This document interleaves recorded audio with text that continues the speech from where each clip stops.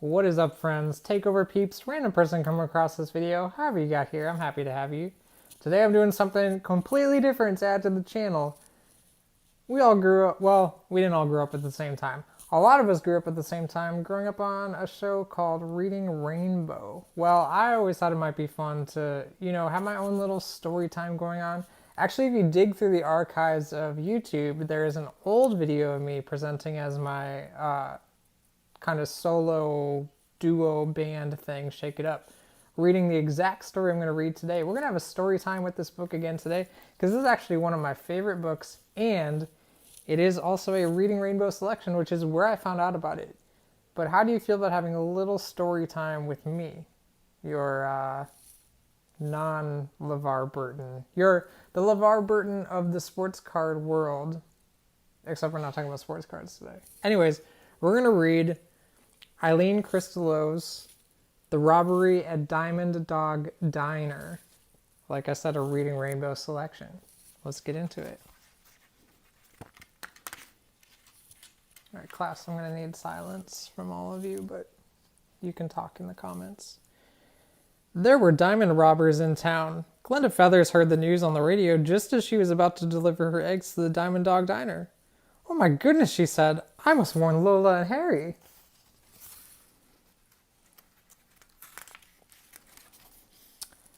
Glenda Feathers rushed into the diner. Lola and Harry were getting ready to open for breakfast. "Quick, Lola, hide your diamonds," Glenda Feathers shouted. "You shouldn't wear them today." "Why not?" said Lola. "I always wear diamonds when I cook. Otherwise the muffins won't rise and the eggs won't scramble." "But there are diamond robbers in town," said Glenda Feathers. "Oh no," gasped Lola.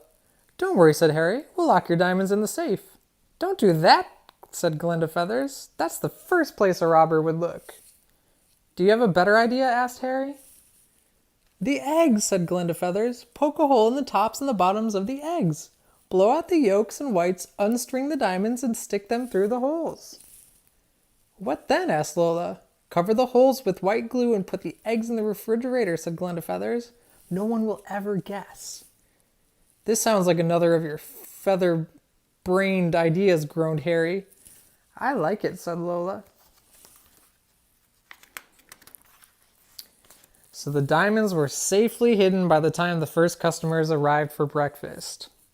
"Now don't tell anyone what we've done," Glenda Feathers whispered to Now don't tell anyone what we've done, Glenda Feathers whispered to Lola. Almost whispered that part too. Everyone in the diner was talking about the diamond robbers. Someone had heard that they were driving a yellow truck. Someone else had heard that their names were Shorty and Slim and that they were wearing knit caps. Kind of sounds like the Wet Bandits, if you ask me. "Well, Lola needn't worry," said Glenda Feathers. "No one will find her diamonds." "Shh," said Harry. "That's supposed to be a secret," said Lola. "Oh, don't be silly," said Glenda Feathers. "Even if someone looks in the refrigerator, they'll never find your diamonds." I'm going to scoot and make a sound quick. Okay. Suddenly, two customers jumped up from the table and grabbed Harry. One was short and fat, the other was tall and slim. They were both wearing blue knit caps. "No one move," they growled. "Just hand over the diamonds." I don't know what you're talking about," gasped Harry.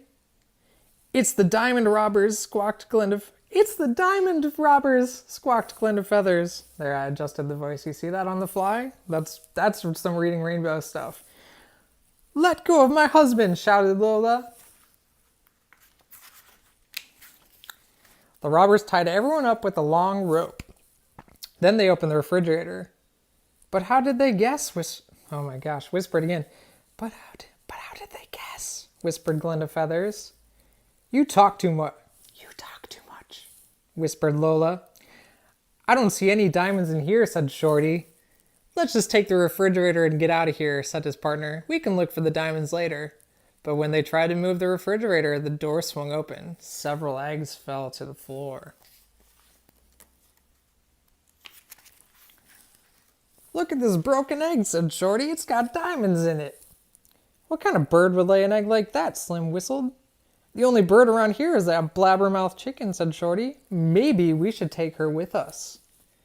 You've got the wrong idea, shouted Glenda Feathers as the robbers released her from the rope. Leave me alone. I don't know anything. But Slim carried her, kicking and screaming, out to the yellow truck, and Shorty carried a box filled with all of the eggs. They locked the eggs and Glenda Feathers in the back of the truck.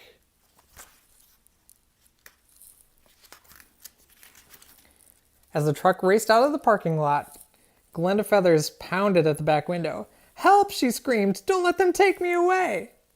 Everyone tugged and pulled and chewed at the rope. But by the time they broke loose, the truck had disappeared. What are we going to do, said Harry. We may never see Glenda Feathers again. We may never see my diamonds again either, said Lola. I just hope Glenda Feathers can think of a way out of this mess. And that is exactly what Glenda Feathers was trying to do as she sat tied to a rickety chair in the robbers' hideout. She watched them break open the eggs. What are you going to do with me? She asked nervously. Shut your beak, said Slim. I wonder why some of these eggs have diamonds in them and some don't, said Shorty. Maybe the eggs are from different birds, said Slim. How do we know we have the right bird? That's it, thought Glenda Feathers. I'll make them think there's another bird.